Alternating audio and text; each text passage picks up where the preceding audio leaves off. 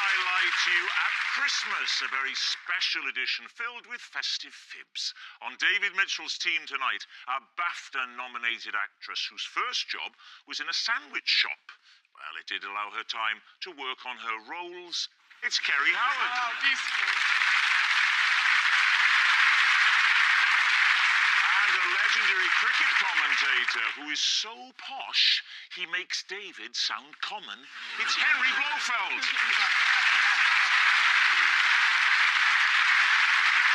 And on Lee Mack's team tonight, a BBC News journalist who's reported from war zones and trouble spots in over 80 countries. It's a dangerous job, but think of the air miles. It's Clive Myrie. A vicar who once performed the #1 song, Don't Leave Me This Way. What a funeral that was. It's the Reverend Richard Coles. And so we begin with round one, Home Truths, where our panellists each read out a statement from the card in front of them. Now, to make things harder, they've never seen the card before. They have no idea what they'll be faced with. It's up to the opposing team to sort the fact from the fiction. And we start with Richard. In our family, whoever was deemed to have done the worst mime in the Christmas game of charades had to stand up and have their finger nibbled by our pet tortoise. David's team. What was the tortoise called? Aldwinkle. Why was he called Aldwinkle? Because that was the name of the place we got in the village of Aldwinkle. How did it start?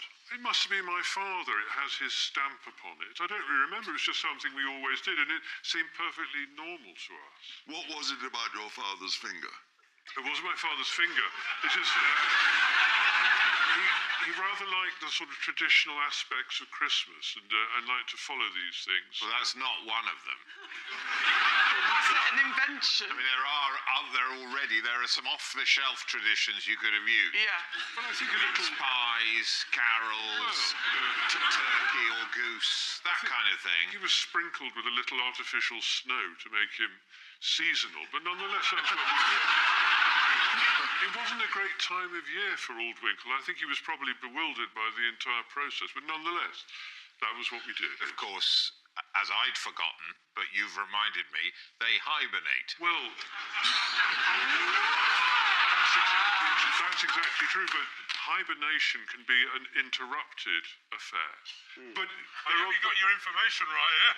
All the kids are, wake up the tortoise, he's fine. The Reverend Richard Coles said, let's go and dig up Nan. I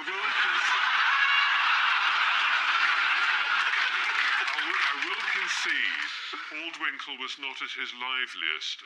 He was a bit more vital, I have to say, vigorous in the summer months. Well, this is the thing that worries me, because I think waking a tortoise... I mean, can you wake him? Waking any animal from hibernation can cause problems, so let's not do that, kids, whether this is truth or a lie. Okay, but the actual ceremony, so you've played charades. There would always be somebody who did papillon. There would always be somebody who did the taking of... We did the same, it was ritualised, that stuff. And anyway... Oh, sorry, you did the same films every year? Yeah. You're really into ceremonial, aren't you? We will now mime the taking of Pelham 1, 2, 3. How was it decided who'd lost at charades? How did you do the scoring of charades? It was usually by the kind of tutting and sighing, the amount of tutting and sighing. And also by the length of time it took to guess the 4 films that we did every year. Okay. And what were the other two? Papillon, taking of Pelham 1, 2, 3. The taking of Pelham 1, 2, 3. Yes. The Sound of the Music and Towering Inferno. I've not seen The Sound of the Music. That sounds less positive about the music. The sound of the music is keeping everyone awake. Okay, so David's team. Kerry, what are you thinking? I think it's got to be a lie, hasn't it? Richard has a very honest face, doesn't he? You see, well, interesting about Richard is that clothing he's wearing. Yeah. That only two sorts of people wear that: vicars and confidence tricksters. We don't know which one he is yet. You think there's a difference? What are you thinking, Harry? Satire. I think because of the hibernation problem, I think it has to be a lie. What about you, though, David? What I always think is it could be either. Yeah. Yes. Because of course it sounds unlikely, but at the same time that's exactly the kind of true thing they would pick. If he just said at Christmas we would have mince pies, Yes. then you go, well, that sounds true. Yes, true. What a merry show that would be. But no, they've got to pick something that's either a lie or a true thing that might as well be a lie because it's so unlikely. And it's finding that distinction that apparently is the point of this section of my life.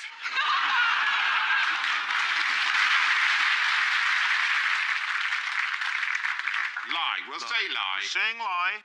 Richard, truth or lie? It's a lie.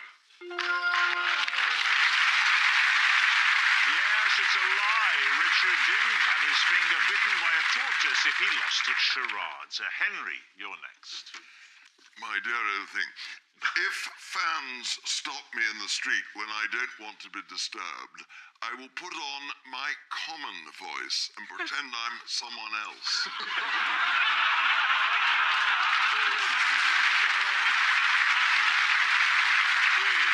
Right. Henry, I think you should pretend you're at Lord's, and I want you to give me a bit of commentary. In the common or the normal voice? No, in his common. In the common voice, yes. My dear old thing, it's that's the Australian voice, isn't it? That'll do. I'll tell you what, no, God bless,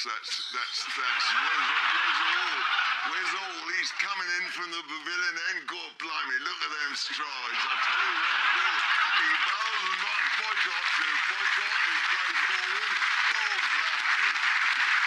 That's what I do when I go off my long run. Always going West Country now. You are changing your accent throughout this. Oh, then you went down to the West Country all of a sudden. You didn't tell me where I had to go, and I want to make all your audience feel happy. Do you get all your voice training from Wurzel Gummidge? When was the last time this happened? Well, you didn't want to be recognised. Well, I tell you when I don't want to be recognised, when I'm eating. When I'm eating and drinking, having dinner. Right, In your own house. I mean, if we've met your lovely wife tonight. If she recognised you, surely she deserves some sort of warmth from her husband. I allow her to recognise me on alternate Tuesdays and on bank holidays. So you do. No, of course not. She's wonderful and absolutely marvellous, and I wouldn't have a word said against her, and she's the best thing that ever happened to me. What was the question?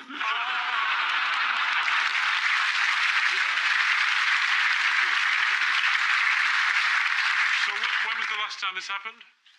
The last one I was eating outside in a restaurant. When was this? 2 nights ago.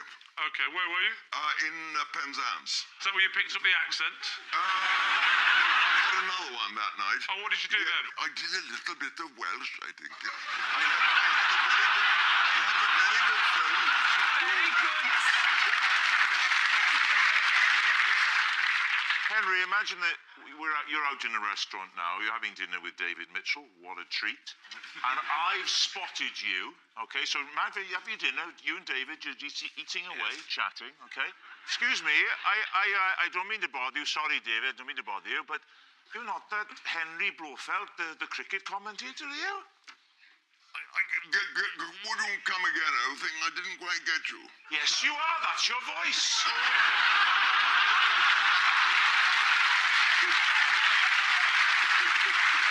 Leslie, I really meet you. How are you? Oh, I can't believe it. Oh, it's wonderful. God bless. David Mitchell, tell you I what. love the Peep Show. I really do. Not the later series, it dropped off a bit, but the early stuff, wonderful. Can I have a selfie, you don't mind, dear? Darling, of course. You Lovely to meet you. A friend told me you always put on a different voice, but apparently you don't. Lovely to meet you. So, what are you thinking, Lee's team? Clive, does this strike you as true? I don't think it's true because it was the flip-flopping between the accents that I thought was a little bit suspect. Richard, what about you? Well, in a very real sense, what is truth? No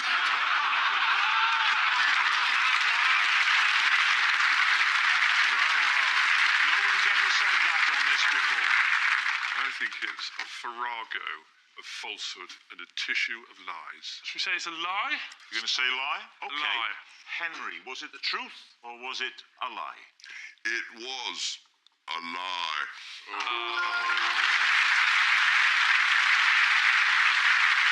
Yes, it's a lie. Henry doesn't put on a common voice to avoid talking to fans.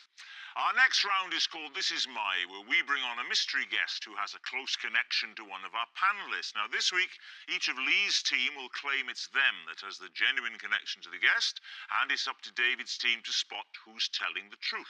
So please welcome this week's special guest, Matthew.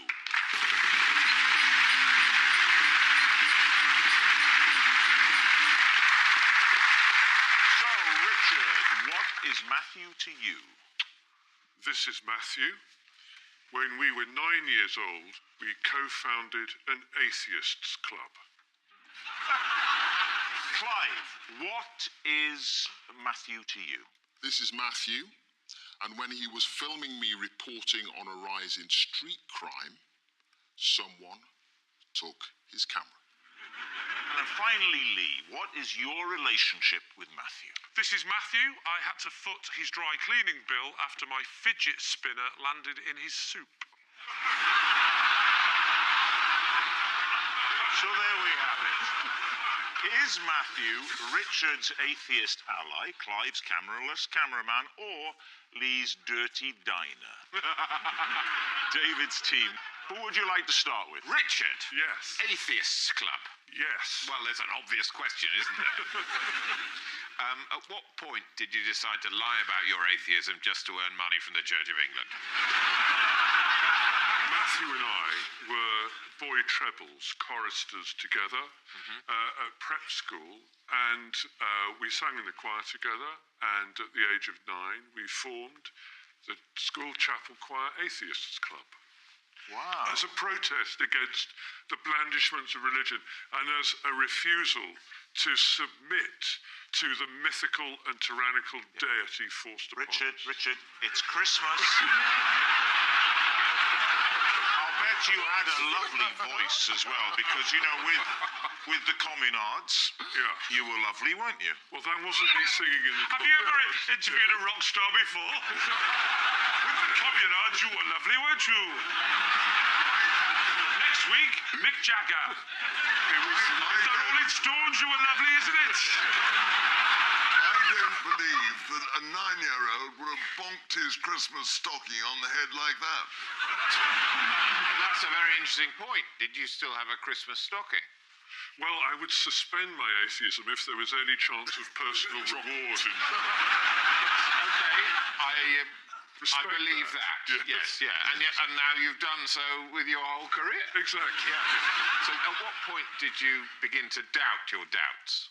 At what point did I wake from the slumber of atheism? Yes, exactly. That came along much later, when I was in my late 20s, after a period of turbulence in life, and I realised that what I had acquired unknowingly all those years ago in the choir was actually, I was good to go with it. And that was after the Communards, a time at which I will say you were lovely. Thank you very much. Was it just you and Matthew, or were there other No, there was non-believers? Porky Hamblin as well. Porky Hamblin. Porky Hamblin sounds like a cartoon character that they used to You advertise read in the pies. Beano. He was only Were you three. brought up in an Enid Blyton?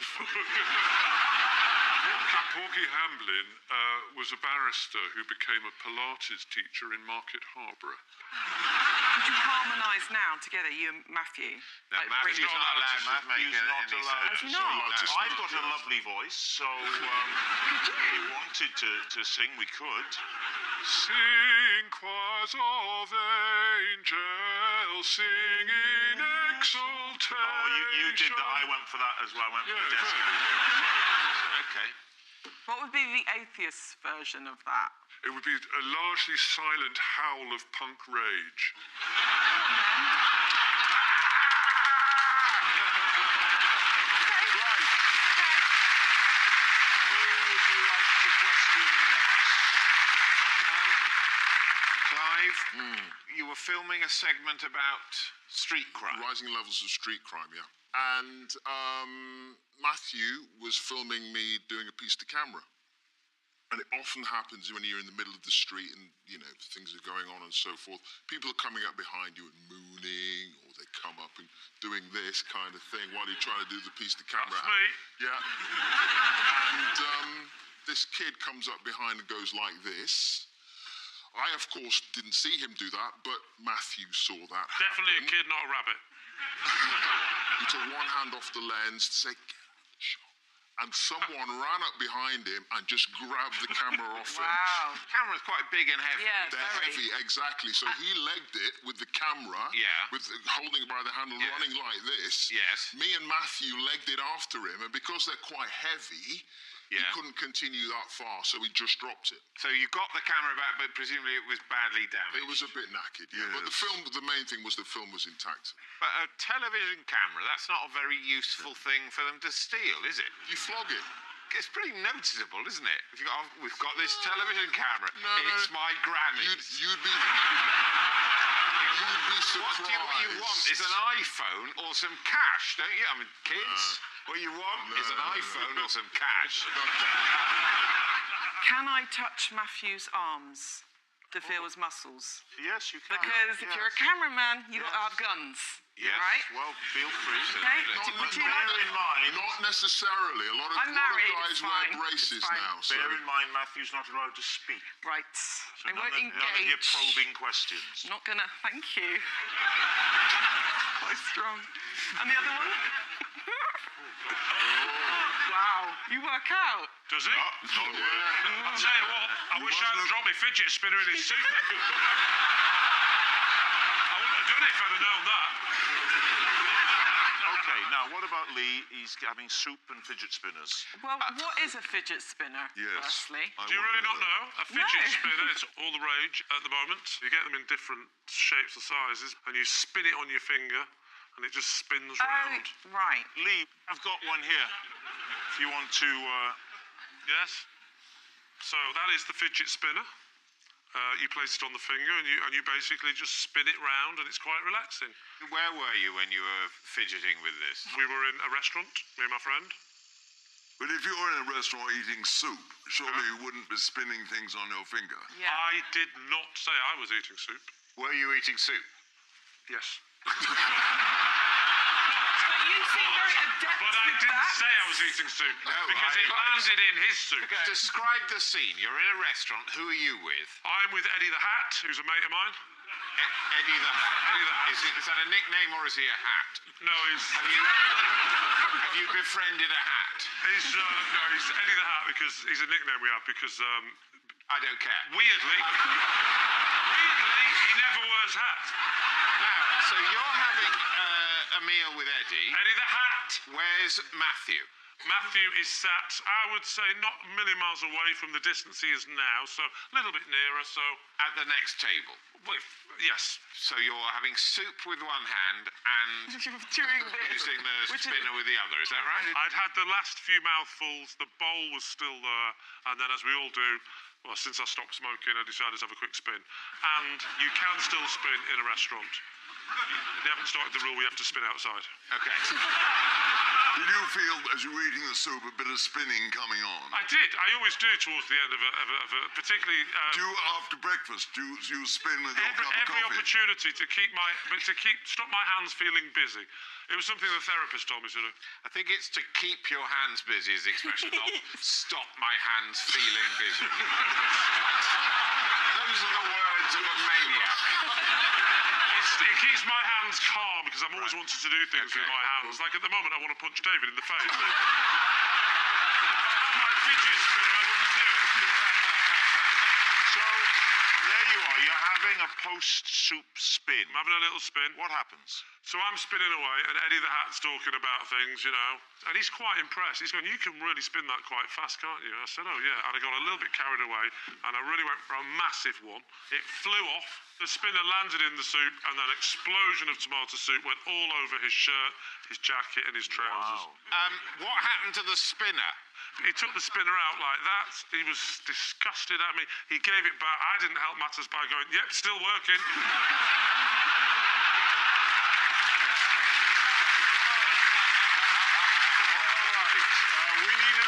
So, David's team, is Matthew Richard's atheist ally, Clive's cameraless cameraman, or could it be Lee's dirty diner? Well, he's got strong arms, he's wiry, he could be a cameraman. looks like a cameraman. He could also, of course, eat in a restaurant, because anyone can. Yeah, but And he looks about the right age to have been at school with Richard. Do you see the problem? I would say Clive. And do you think? I think Clive. Yep, he's You the definitely cameraman. think Clive. Well, I think it's Richard. What? Yeah. It sounds to me like the truth is somewhere between Clive and Richard. No, I'm not going to overrule. We'll say Clive. Thank you. Okay, they're saying that it's Clive. Matthew, would you please reveal your true identity? I'm Matthew, and Richard and I did start an atheist club.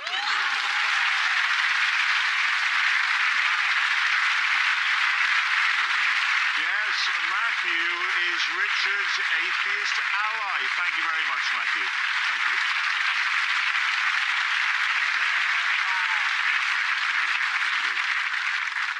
Which brings us to our final round, quickfire lies, and we start with... It's Kerry. Right, okay. Right, after a flu virus swept through my class, I starred in a primary school production of Snow White and the Two Dwarfs. I'm presuming one of them was Sneezy. What did you play? I played Snow White. Ah, Yes. and which of the two dwarfs appeared?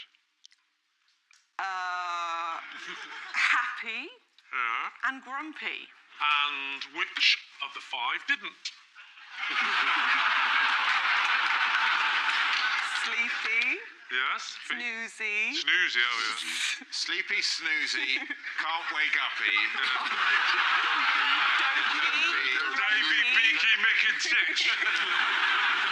Who can remember the seven remember rules? There's all of them. happy, there's Happy, Doc, Doc. Grumpy, Sleepy, Look, Gary, you Robbie, play- and Mark. Did no one suggest cancelling? No, because originally, the thing is, I was one of the dwarfs. I was Oh, you got sneezy. promoted. Yeah, so I was adamant. I was like, come on, this is my chance. And I had one show. how much notice did they give you? They gave me one day. One day, you learnt all the lines in a day. I knew the lines. She was sneezing in rehearsal. She could have been feeling grumpy, that would have been worse. So what do you think? Is she telling the truth? I'm loving this. I'm loving this show. I desperately want to see it. But I'm allowing that to cloud my judgment because I think it's not true. Clive, what do you think? It doesn't sound plausible to me at all. No? Lie? Lie. Lie. Lie. Tim says lie. It's a lie. It's a lie. Okay, Kerry, were you telling the truth? Or was it all a lie? My life is a house of lies. Yes, it's a lie. Kerry didn't star in a school production of Snow White and the Two Dwarfs. Next, it's Henry.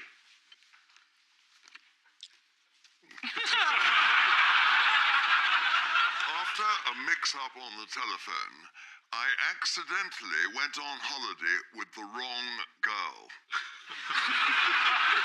Right, Lee's team. Oh, is this recently? Not recently, but near enough to be slightly embarrassing. Okay. It was early 1979. Early 1979. Mo- And that's fairly recently, is it? Blimey. I'm glad this story wasn't a long time ago. It would have been in the 1640s. So, who did you think you were phoning? That's none of your business. But, Okay. Were you going out with her at the time? Was she your girlfriend? Was she a sort of on... she was a lady I had met in Sydney.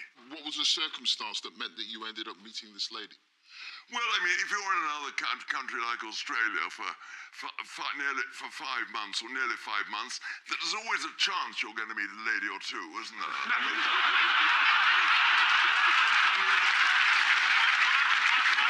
I want to know, at any point during the phone call, did you realise you were speaking to the wrong woman? No.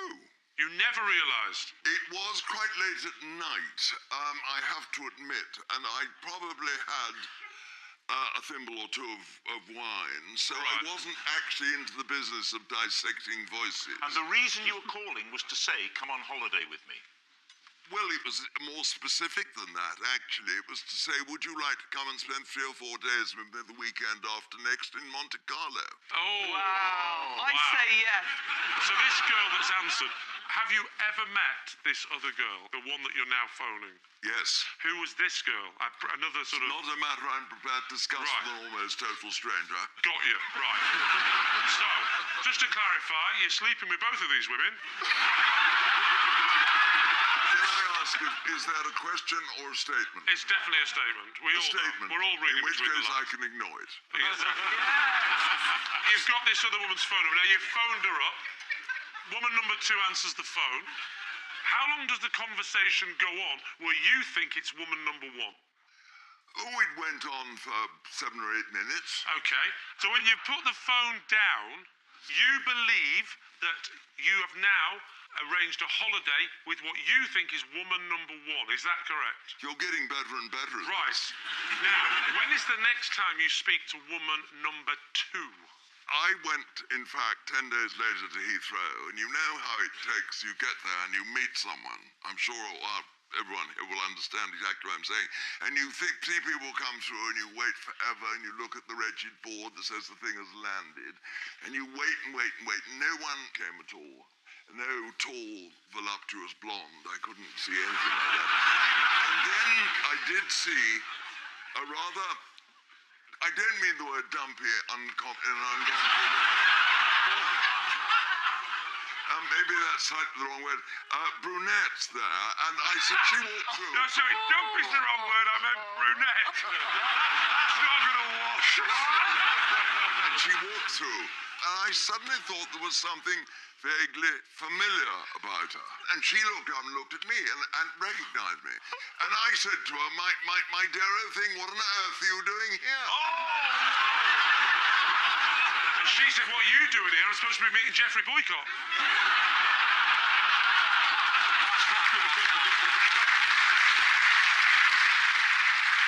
I said, what are you, my dear thing, what on earth are you doing here?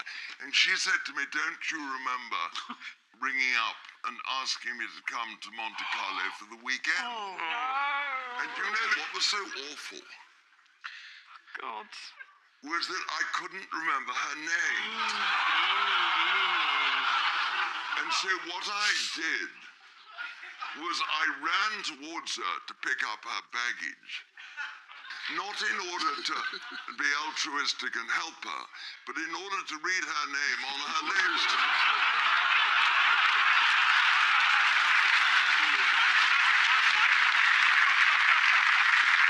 Henry, I just wondered, how was the weekend? Interesting.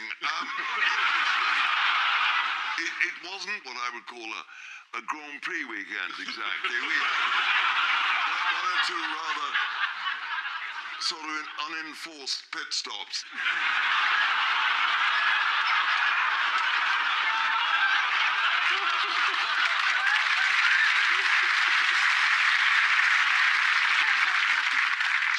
What do you think, Lee? Well, Wow, this is an amazing... I hope it's true. The Monte Carlo rings true for someone like Oh, definitely, yeah. Well, look at his jacket. I would have said Butlins.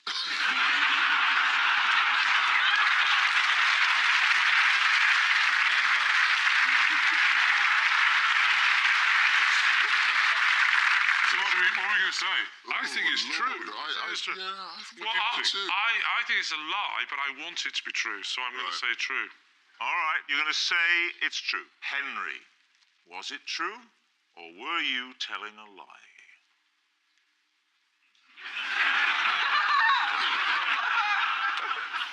I'm so excited. It was true.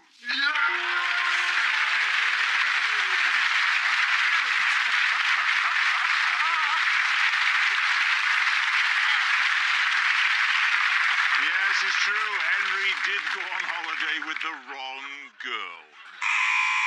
That noise signals time is up. It's the end of the show. And I can reveal that Lee's team have won by 4 points to 1. Merry Christmas! Merry Christmas! Thanks for watching. We'll see you next time. Good night.